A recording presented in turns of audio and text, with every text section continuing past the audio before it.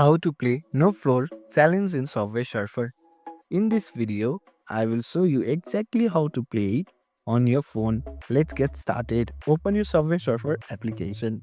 The no floor challenge means you have to run only on trains, not touching the ground. If you hit the floor, your run ends. Right when you start, jump onto the nearest train.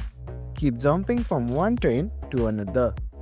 Stay high and avoid falling down. Activate a hoverboard when you are in a tricky spot. It will protect you if you miss a jump and help you stay off the ground longer. If you get the super sneaker power up, use them. They help you jump higher and reach train more easily. And that's how you cross the no floor challenge. Stay on top, keep moving and have fun. Thanks for watching. If you found this helpful, give it a thumbs up and consider subscribing for more tutorials. Drop a comment if you have question or suggestion for future videos. And don't forget to check out our playlist. See you in the next one.